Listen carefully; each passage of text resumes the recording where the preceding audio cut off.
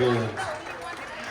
We're going to get started right now with some dancing, and my name is John Cockman, and I have some of my daughters over here, and Lorien teaches dance. We do Scottish Highland dancing and some Ottawa Valley step dancing, and our roots are Scottish. We are members of Clan Wallace. If I'd known I'd be doing some announcing, I would have worn my kilt, and you'll have to come to the Grandfather Mountain Highland Games to see all that. So I'm going to get them to come up, and they're going to do some Scottish and Canadian Scottish dancing for you. And but first of all, I'm going to introduce Lorien. Come on up, Lorien. And she is our teacher here in some of this dance. And my other daughter here is Morgan. Say hello, Morgan. And she also teaches some traditional Appalachian clogging. And so our middle is over here. Wait, raise your hand, Royalty and Daniel. So they're going to be doing some as well. All right, so let's go ahead and get this started. Lorien gave me some notes, so we're going to tell you a story today. So everybody here like stories? So our story begins in the Highlands of Scotland, where men would dance the sword to foretell their fortunes in battle, and the chanteuse to symbolize the shaking off of the trousers that the English forced them to wear. I'm wearing my trousers right now, unfortunately. And regaining of their kilts. This first dance honors Flora MacDonald, who bravely smuggled Prince Charlie away from the British government in 1746 and later immigrated to North Carolina. Performing the dance today is Morgan Cockman, a multi-time champion of our very own Grandfather Mountain Highland Games. So Morgan, come up and she's going to dance the Flora MacDonald.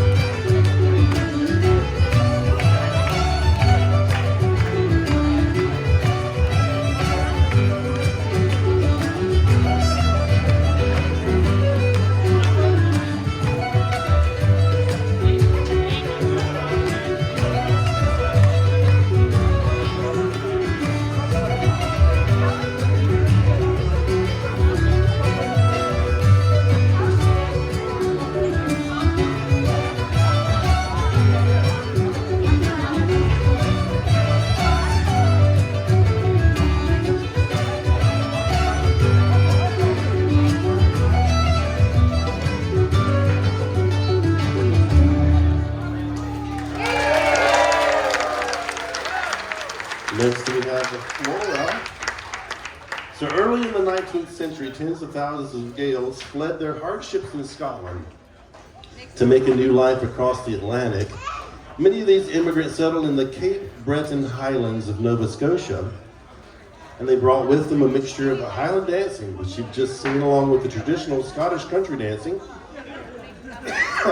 However, as they were often dancing in crowded kitchens, living rooms, and music halls, they began to dance a little closer to the floor to keep their arms closer to their sides.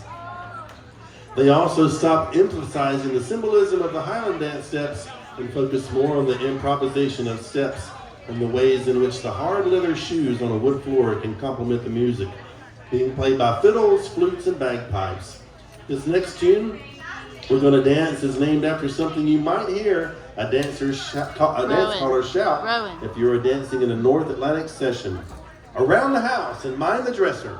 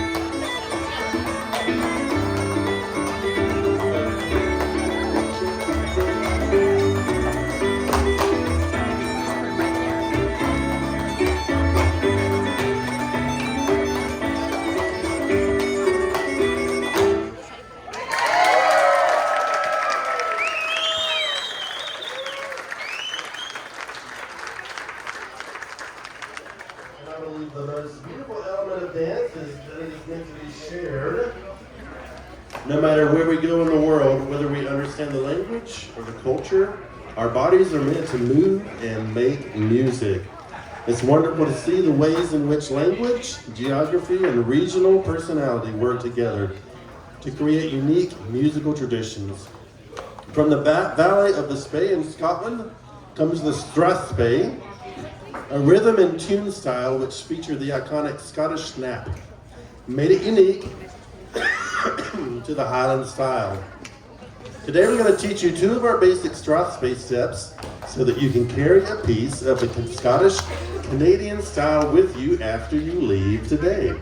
If you attend the Grandfather Mountain Highland Games in a few weeks, you'll hear lots of Strathspeys being played as part of the competition set of March, Strathspey and Reel, the MSR competition step. So this is the Strathspey. Let's teach you a step. So we'll teach you our basic steps, and you can do them on whatever foot you'd like to do them on.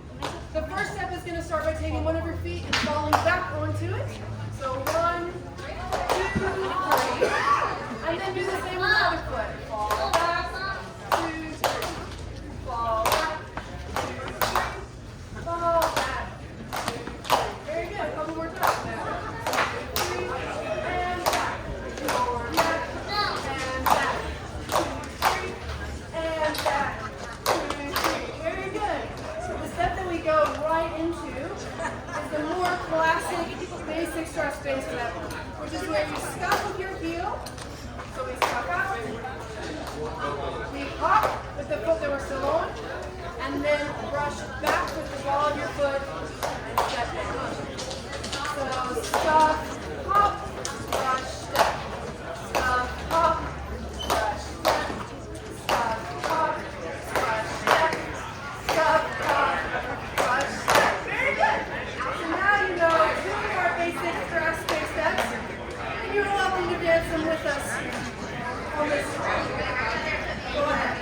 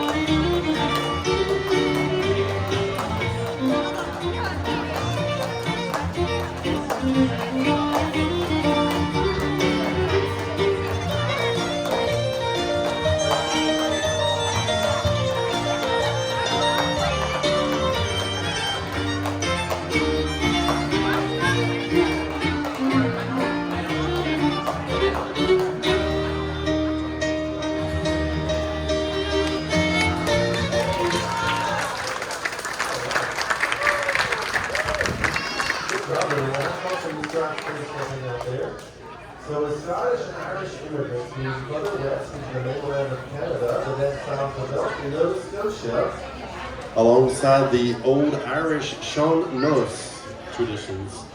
and began to mingle with dance styles already established in Canada, such as the Québécois jig, which morphed into the clog and later the waltz clog. And these styles developed in labor camps filled with immigrants from Wales and England, as well as indigenous folks from regions like the Métis.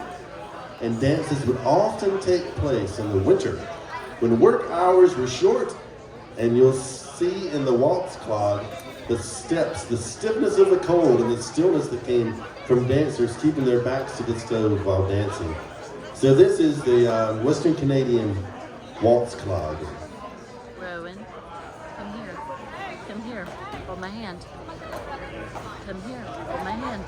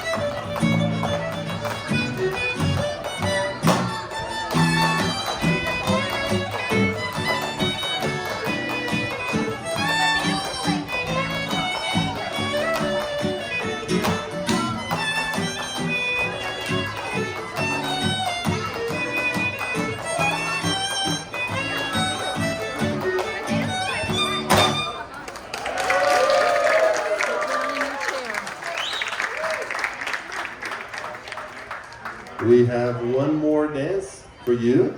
So all of these styles swelling up amongst the laborers in Eastern Canada spilled over into the logging camps in Ottawa and Ontario, and legendary dancers like Donnie Gilchrist and Buster Brown were influenced not just by the Celtic and French Canadian styles, but also by the jazz and tap patterns coming up from the United States. And so today, Ottawa Valley step dancing is an intense, complex, and highly competitive style. And today, we're going to end our set with a typical competition set of clog, a jig, and 2 reels. And this is the last dance here. It's the Ottawa Valley set.